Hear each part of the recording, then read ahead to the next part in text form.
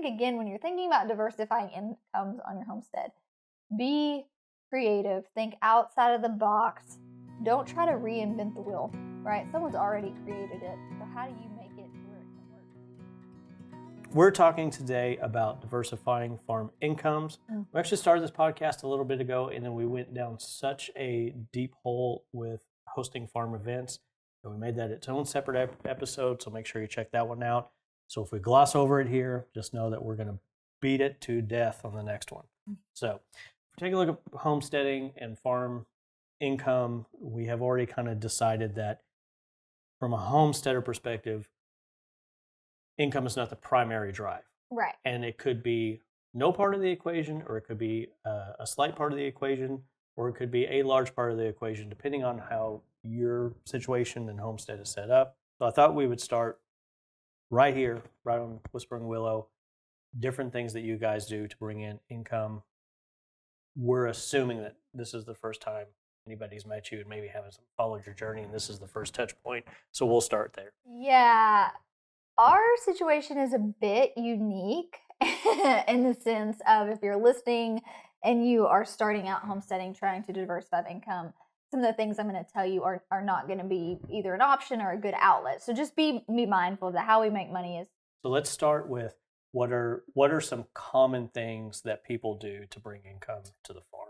Yes, they sell excess, right? Whether that's vegetables, maybe you grow fruits, maybe you raise animal protein. We were selling excess vegetables to wholesale restaurants for years. Now, probably for the last 3 years, we've been selling cut flowers, and that's primarily what we are doing now to diversify income. In fact, we're growing specifically with the intent to sell. So that's one of the ways you could do that. You could take your excess and set up at a farmer's market. That's something that if you are working another job and you have a few hours on a Saturday, you could go and set up and do that. Never a model that we did. You could do a CSA share, right? Where you have people buy into a share and it's just close friends or families. Maybe if you have dairy animals, you could do a milk share. You could sell one of your calves or maybe your pigs. So depending on what it is that your homestead kind of specializes in, could really kind of dictate what you do. And then if you're heavy like preserver, you could do value added products. For me, I've never went that value added mark, so I don't know. You have to really think too, like how much money are you actually making for it, to be worth your time preserving so much. But I know a lot of people that sell at the farmer's market just for value add. They take the things that they've grown, they turn it into something else, whether that's jams, jellies, relish, pickles, and then they sell that thing, and they do, I assume, pretty well. Let's pro and con some of those out. Yeah. And I think we're going to find some universal truths between a CSA, a farmer's market, a farm stand, and again, the events and things like that. But one of my favorite words with you, again, is the intent with the word excess. Mm-hmm. You said that a couple of times. And so does excess from a homesteading perspective in your eyes look like we have this left over, or is it we have a family of 4, X amount of tomato plants, let's just say 5 is going to cover us for the season. So do we plant 12 or 20, or do we intentionally grow excess, or do we intentionally just pull what's left? Right. I feel like with any homestead or farm, you again need to set that intention. What is your goal? Is your goal just to provide food for your family, or are you going at it with the idea, I would like to provide food for my family and also be able to bring in some income from this homestead in various different ways? And so I think you don't go into this willy-nilly. You have to have a plan. I preach this a lot. I used to plant willy-nilly. I used to just plant for the heck of it. And, I didn't really have a strategy. And the truth is, it's not going to yield you as much as it could be. You're going to spend more time in your labor than you really need to because you didn't execute a good plan to begin with. And so know that on the front end. Sit down with your family, have those conversations. And so for me, I knew we always needed to turn a profit on this. So I did grow extra with the intent to sell what came off of X amount of plants. We're going to cover this. We are going to have like a whole hoop house on a farmstead episode because you recently got one. But this is when we're on the phone with a tech line and somebody's going, I'm trying to decide between getting this size or the next size bigger, or should I go like double the size. And that's a common situation. And what we remind people is, especially on Homestead, is if your goal is to grow for yourself, doubling the size of the hoop house means that other 50% can go to pay for your personal infrastructure. That's all tax deductible. Right. And that 30 to 35% of the upfront cost of a hoop house is the end walls.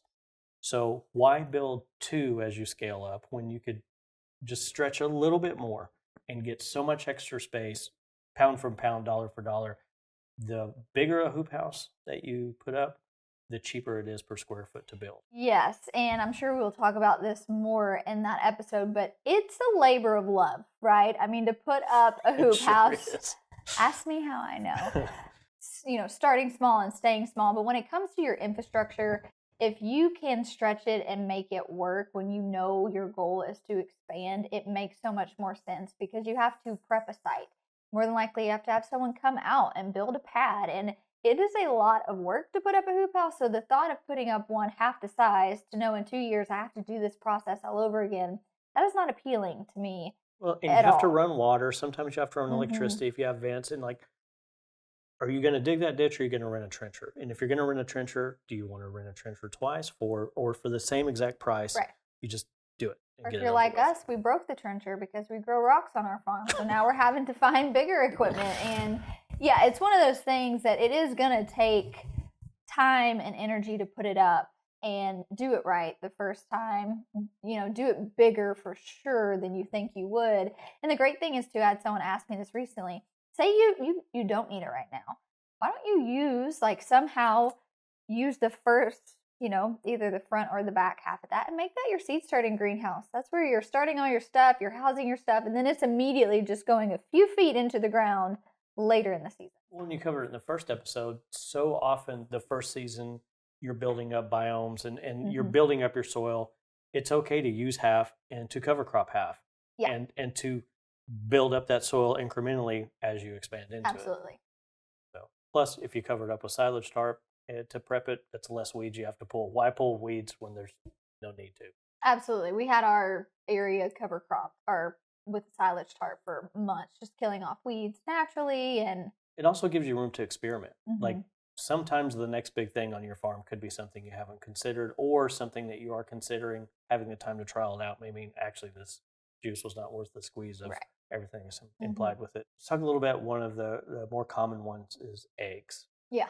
A lot of people like to sell excess eggs. Sometimes excess eggs are in vast abundance and sometimes they're not. I also have heard, hey, eggs are a saturated market. Why would I want to get into that? And there's a whole pricing structure. I know for me, it was very, very, absolutely almost zero labor involved other than the picking of the eggs because we just let our chickens meander about.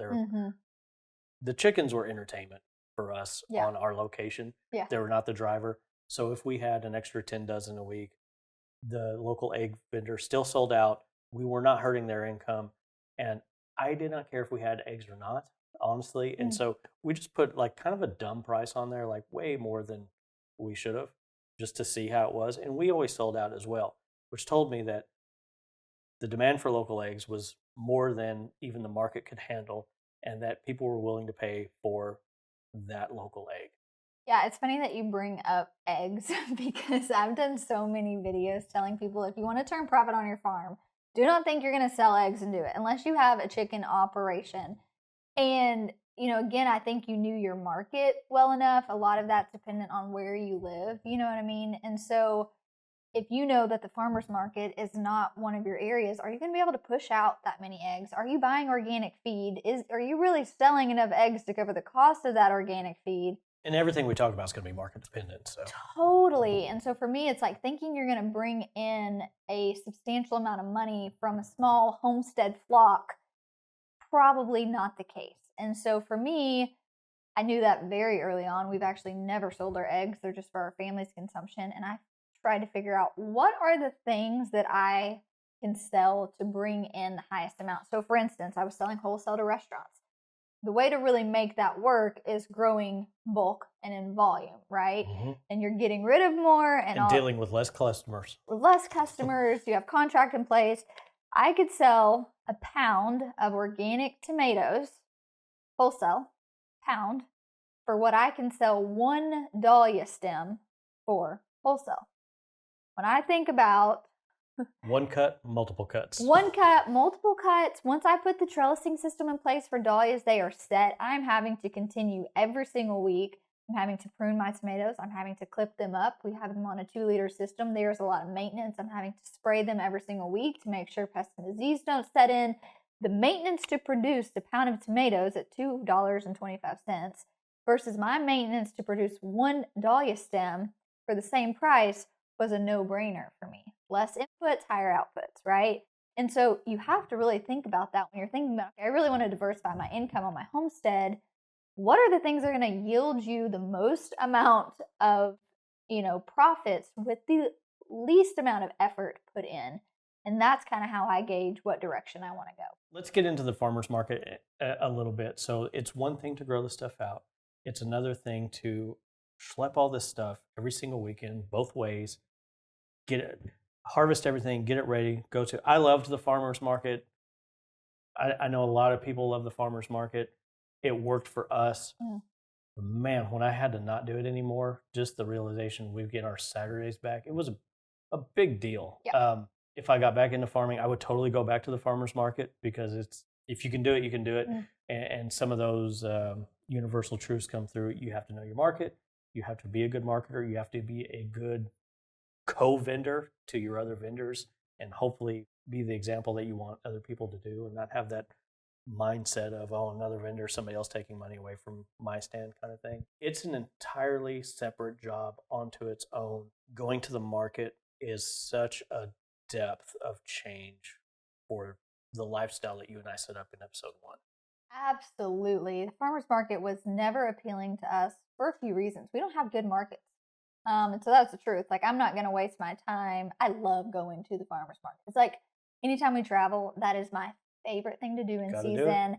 I love supporting it. Unfortunately, we are rural Arkansas. We don't have big markets. The nearest decent market is over an hour away from me. And it's a pretty saturated market as it is, as people have been vendors for a really long time. I think about that. Customers have been buying from those farmers for years now. That's going to affect my business because I'm just a new farmer that I haven't established those relationships with. And so when I think, do you even have a market for it? But then when I was building our farm, I was still working. Nathan was still working. So this idea of working Monday through Friday for someone else, and then Friday I get off work. Yep. I have to come home, and this might be like a headlamp out there harvesting and washing and packing. And then you have to have a vehicle big enough to transport this thing, right?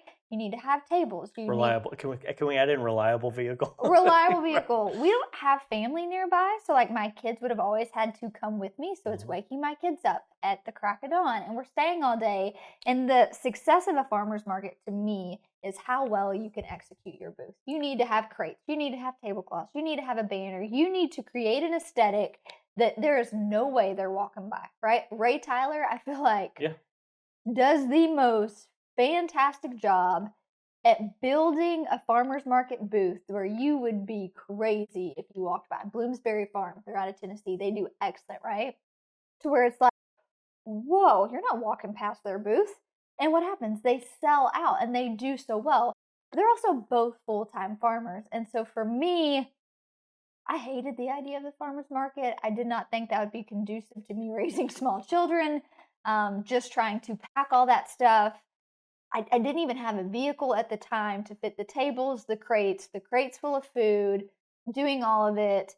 Then you're spending money eating there, breakfast and lunch. And it's like, did you really even make money? And so for me, when I think of a homesteader thinking about diversifying their income, farmer's market never comes to mind. Farmer's market for me is someone who farming is their job, harvesting well earlier in the week to prepare for the farmer's market. They have repeat customers that they've had for years and years.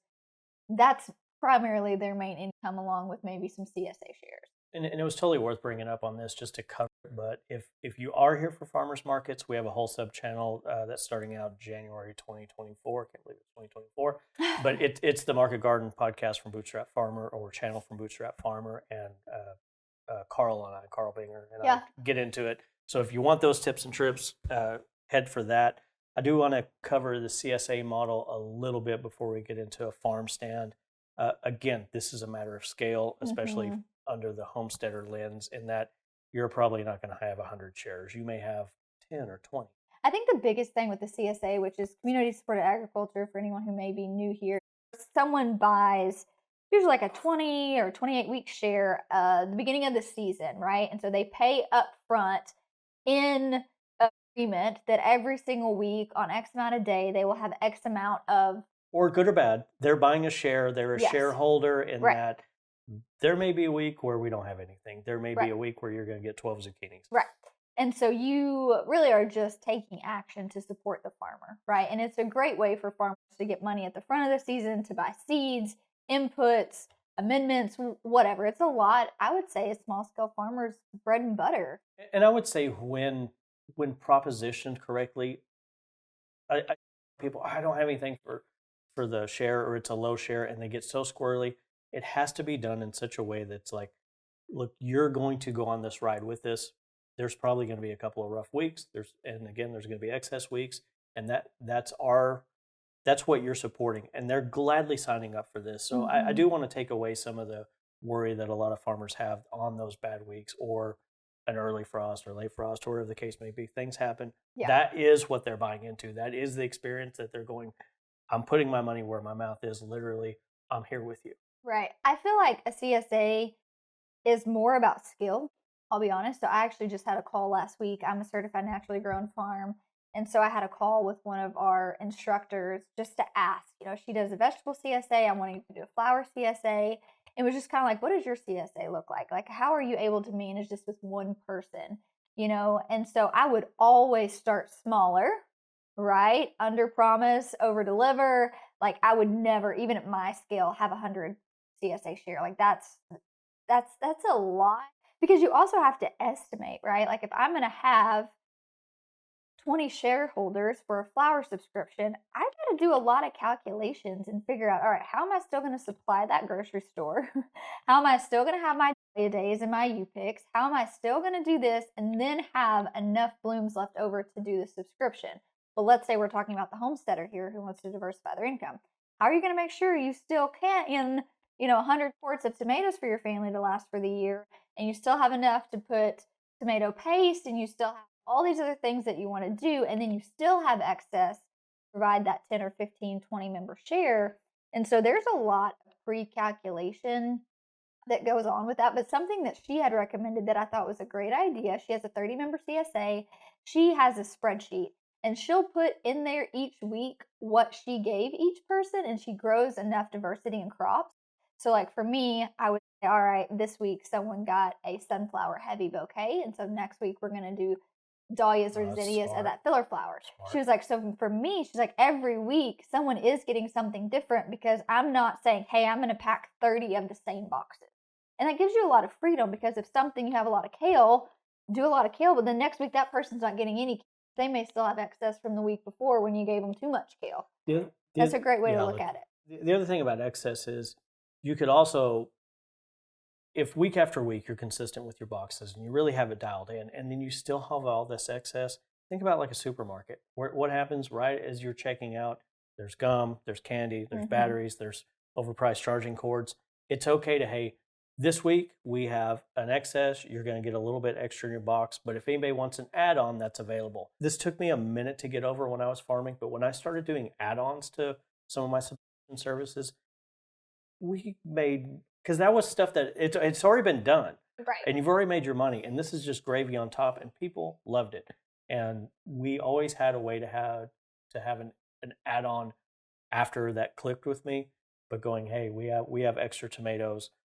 This is some things you can do with it, whatever the case may be. But don't be afraid to go, we have this available this week. Who's in? Yeah, I'm going to do like an a la carte, right? So if we end up having more blooms, people who didn't buy into the share, I can say, hey, this week we ended up having 5 a la cartes where you could just buy one of, whatever bouquet or subscription I had available, but they're not committed to that, super long season. And I do think that's appealing. It's a chance for someone to try out what a share would look like, to see what they would get at that $25 mark, at that $50 mark, whatever that price is. And so again, I think we've hit this throughout this whole series. You have to really know your market. What do you feel comfortable in producing that you're like, hey, I could confidently do this? I do think, unfortunately, a lot of people have done CSAs wrong and they've kind of put a bitter taste in people. Like, I feel like those efficient market farmers who do it well do it well. But then I feel like a lot of maybe homesteaders or small gardeners who think, oh, maybe I could do this, they don't realize maybe the planning or the execution, or maybe they get tired of doing it and there's not a really good follow through. So I feel like in my area, no one does CSAs because no one's been able to do it well. And it's put a bitter taste in people's mouth. And so I've really kind of been like, oh, do I really want to do a CSA model? I really want to be skilled and efficient and know that when I say I can deliver you something for however many weeks, I'm confident in that I can. And if I need to make substitutions, I have something already in place for that. Let's talk about what the excess could mean. Could you use a cottage law? Could you can it? And that the excess now becomes part of the later CSA when things start to dwindle. Yeah, for sure. I think you definitely need to know your state's laws. We are really fortunate here in Arkansas. We can sell almost anything. And so it's really great, but you need to know that because, It's going to be an interesting night for me. Yeah. So, if we had excess tomatoes and we made all this salsa and then tomato season's dwindling down, but we did, Brussels sprouts and salsa. People would be pumped. Right. So there are so many different things you can do. Again, jot those ideas down. Have a plan A, B, and C. Hey, if things are starting to die out, or maybe I had really bad pests this year and I had to rip out half my tomato plants, what's your plan B before you're having to go back to those people? Because yes, they did buy into that and they knew that that was the risk. And a missed box here or there is not a big deal, but at a 20-week CSA, if over half of those boxes you aren't delivering on, they're not going to be a customer again next year.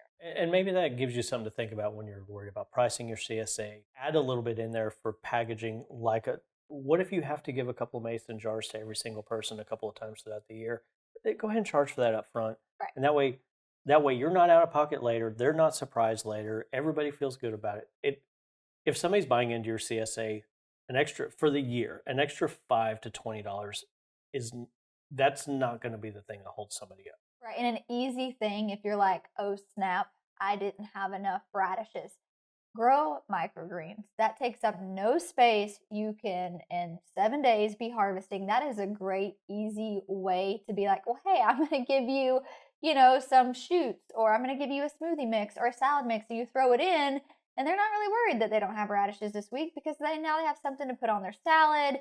They can, garnish it on their omelet. Maybe they put it in their smoothie.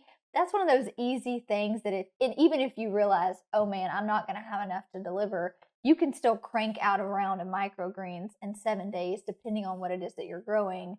And that to me was always something to just have in my back pocket too. Well, again, we're doing this under a homesteading lens. So most homesteaders that I know, cook a lot and they cook very well, which means they need a bunch of different herbs. Yeah. So expanding that herb garden to include 2 or 3 different kinds of thyme, 2 or 3 different kinds of basil. People get real sick of I don't, but excess basil real quick, especially if it's in every single box. And as the summer goes, it gets bigger and bigger and bigger. Here's this kind of basil. Here's how you could use it. Or building in a couple of times a year going, I know we're going to have a lot of basil in July. Yeah.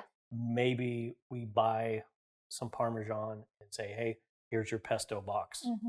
Theme the box. That's something you could do as well. And something my friend was talking about too is when she sends out her boxes, she will email her CSA shares with recipes. It's the bare minimum. Bare minimum. And she was like, the great thing is I do these recipe once, but then, I'll have a few different recipes. But then if there's new members next year, she gets to recycle that. And it's like, hey, this is what's in your box. This is my favorite way to use, basil. Here's my favorite way. This is my favorite recipe to do with these tomatoes or whatever. And that is one of those things where you didn't have to do it, but now it's like, okay, I have bok choy that maybe I would have never bought bok choy, but now I have a recipe telling me exactly what to make with the other ingredients in the box. Now I can utilize this. And so she got real creative on that of like, okay, I had an excess of kale. Not everybody loves kale. Let me give them some ways to where they didn't feel discouraged by getting all the kale. It's like, oh, here's an immediate resource on how to use this and feed your family in a way that looks appealing. It tastes great. And I thought that was really smart. Any vanilla basic article is going to tell you a marketing tactic for any of this, farmers market, whatever. Put recipe cards in, and I say that's the bare minimum because I'm like, why would you not? It's the easiest thing to do. Don't act like it's the best idea in the world. But how could that be the best idea in the world? Tell me how you really feel, Nick. Probably not. I'm an old man at this point. I'm trying not to be such an old man all the time. But how could you make that recipe card a great idea? I like the idea of instead of selling a CSA share, is that you're selling a seasonal menu and things to do with it. And if we look at what traditional marketers would do in any other field, the idea of people signing up for your email to be able to market to them later and throughout the summer, maybe your recipe cards, which you would have given out anyway, is the lead magnet to go, hey, this is what this farm is doing. Here's our recipes, sign up now. And that way, when you do have excess, maybe people that didn't sign up for the CSA would take an excess that week. And then you're building up that list of people who are going to it. Somebody dropped out. We have an open spot. Who wants it? Using those recipes, instead of having to dole that out every single week, give it all to them at the front of the year. Summer CSA, here's our recipes. Winter CSA, here's our recipes. And instead of having to copy and paste multiple times a month, doing it all in the front. Yeah, and something I would say too, especially if you're a homesteader, right? Like maybe this idea of growing flowers for a CSA or vegetables, like maybe that's not your emphasis. When I think of homesteaders, I think of them out milking the dairy cow. They're making all their own dairy products. They're baking bread every single day. You can make a CSA really whatever you want. You know what I mean? Like you could just have a dairy box, and that's where maybe, they got a half gallon of milk. They got some sort of homemade mozzarella, like some sort of hard cheese. You could do a sourdough box or baked goods, depending on your cottage laws, figure that out. But they could get baguettes and a focaccia, and they could get, maybe frozen croissants that they could bake the next day for breakfast. Like you can really, I think, in that homesteading niche, play to whatever your strengths are. I feel like most homesteaders, like dairy is really a big thing, or cooking from scratch, or they raise their own animal protein. Build out that box for whatever your skill set is, and also what you're already doing. If you're already baking bread every single day and you have a large family, baking an extra 2 loaves every single day to throw in the freezer to make sure you have enough for your 10-member CSA share at the end of the week really wasn't any more work out of you, right? Maybe an extra hour of baking.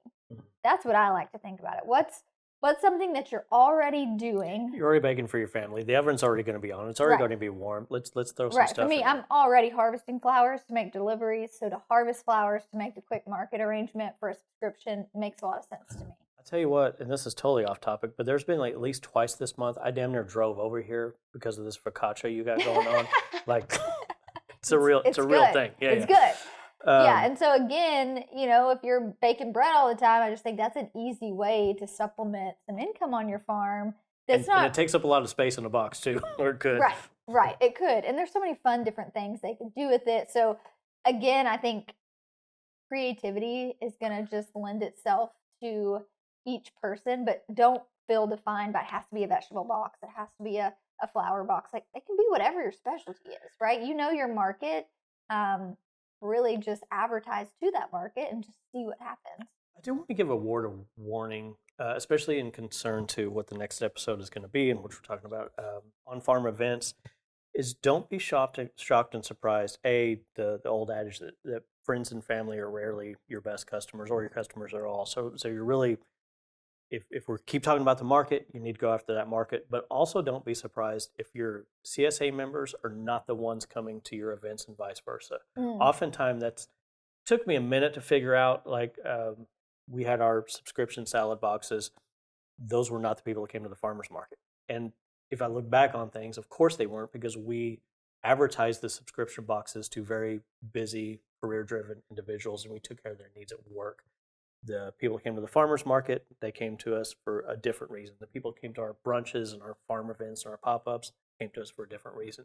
So just know that, hey, this is working over here. It may not transfer into a separate audience for a separate reason. No, I agree. And I think another thing to round out the CSA is figuring out like where are they picking this up. This was the conversation Nathan and I my had. He's like, all right, so goodness. let's talk about this subscription. Are they picking up on the farm? Are you delivering somewhere? Then when you think about like refrigeration, refrigeration, we and need a walk-in cooler. There's so many things that come into mind. And so what I'm going to be offering is they will have an option 1 day a week for a set 2-hour period to pick up from the farm.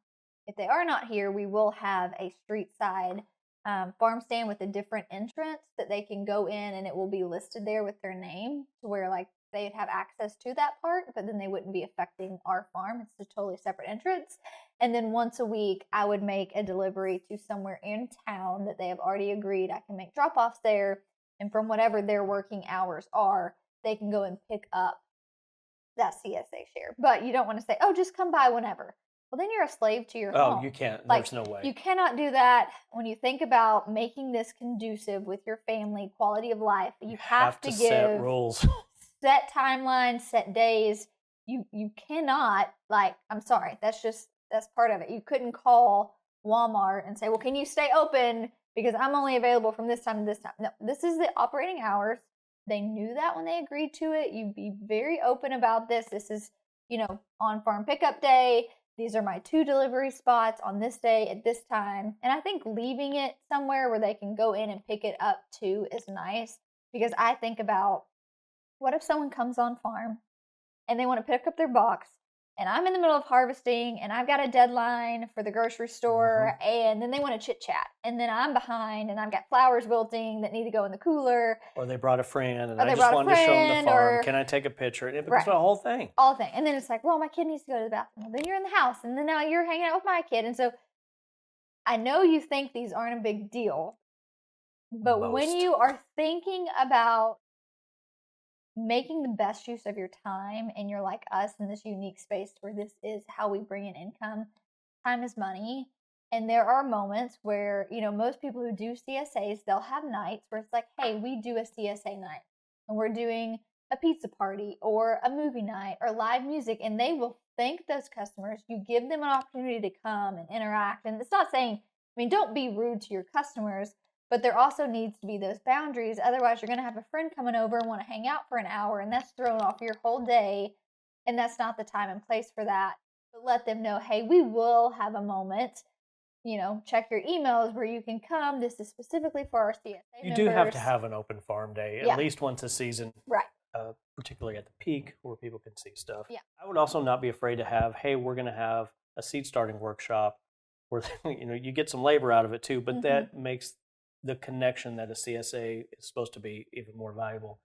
I do want to cover one thing that we did on about a 6-week rotation is we had planned over delivery, in that we're on our subscription box. It was a very amended CSA. We made sure that we're like, remember, this is why you're here. This is, we're going to over deliver. Maybe we're going to add some stuff from the bakery and partner up with somebody or do something big. But planning that out, let you budget for it. Again, the packaging. It also, in the back of your mind, you have a couple of things planned that if you have a low week, that could be something that you bump that box up week. It could also be a sign-on bonus for early signups. And that one of the best things I've seen somebody do is, let's infuse salts with herbs or something like that. And like all these recipes calls for the basil salt or the thyme salt or something like that. And then you're buying a 50-pound bag of salt for nothing and putting it in a jar that didn't cost you anything. And then they have this homemade jar of special salt that they get to use throughout their recipes, and or they like the salt so much that becomes your add-on later, and or it becomes, hey, it's Christmas time, we're selling infused salts. Yeah. That could be a whole new thing. Bath and body products for the same thing on dairies or something like that. Just don't limit yourself to, just because you have a CSA doesn't mean that you can't expand it throughout the year and or sell something later on, especially around Christmas, to bump up that income. No, absolutely. Let's talk about farm stands. Currently trying to convince my husband we need one.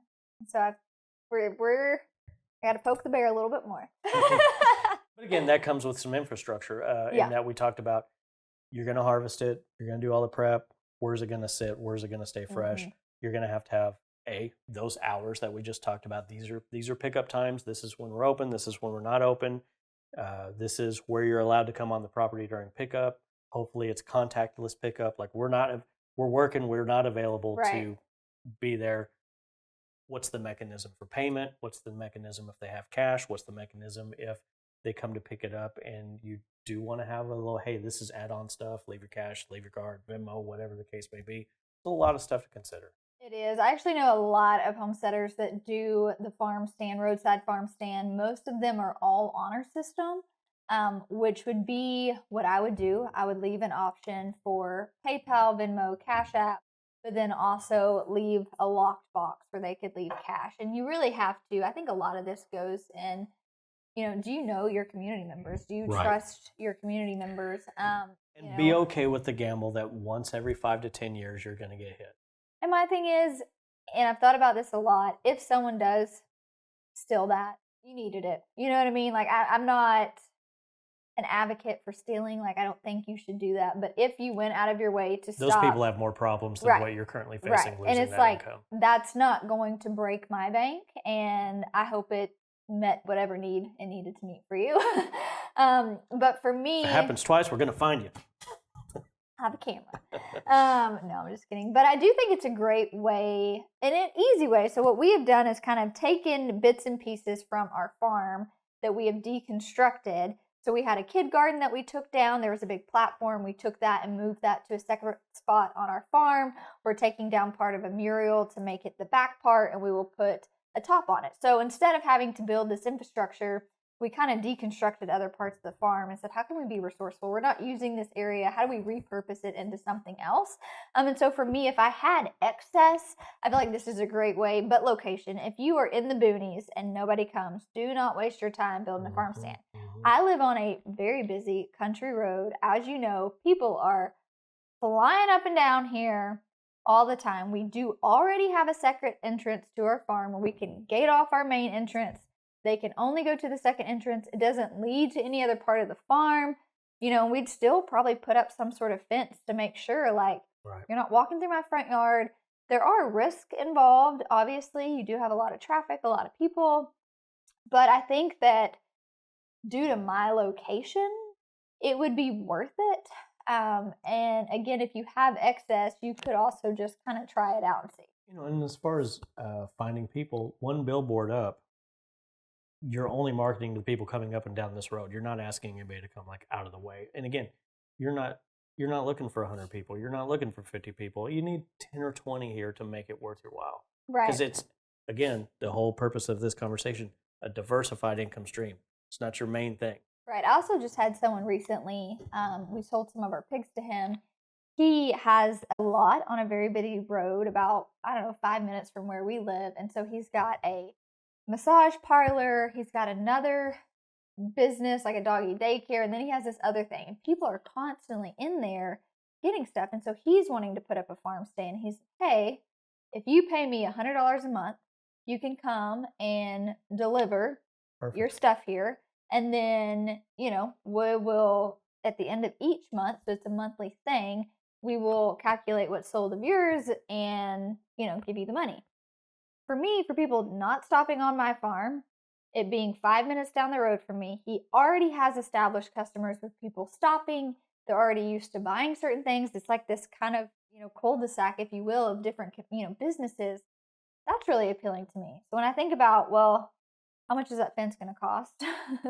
Do I really want to put together all the repurposed stuff, or could I just use that for something else? Is it worth it me taking it down there, and then that's kind of off up my back? That's kind of where we're at right now. So maybe there's another farm stand that's really lacking whatever that extra thing you have. You can easily make that delivery to them. That also, I think is something to consider. I think, again, when you're thinking about diversifying incomes on your homestead, be creative, think outside of the box. Don't try to reinvent the wheel, right? Someone's already created it. So how do you make it to where it can work for you and what you're doing? We're going to talk about the events, again, in great detail on the next one. But I do feel like it's worth mentioning the farm as a content creation situation because it is so popular, and or kind of as a cautionary tale for people that think, I'm going to start this and I'm going to tell my journey and I'm going to make a bunch of money.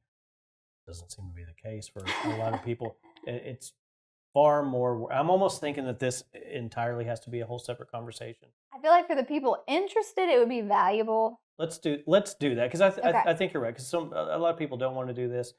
So we will put this, folks. We are unscripted, so you get it as it happens. So after the event, we will mildly cover what a content farm for a homesteading could look like. You're going to say it from your daily in it point of view. Yeah. I will say it from the point of view that I visited both content farms and regular market farms. Plus, I'm part of the media team for Bootstrap Farmer. I do this for a living from the production side. We'll dive into it for those that want to hear. For those that don't want to hear, you're welcome. We'll talk about events in the next one. Sounds good.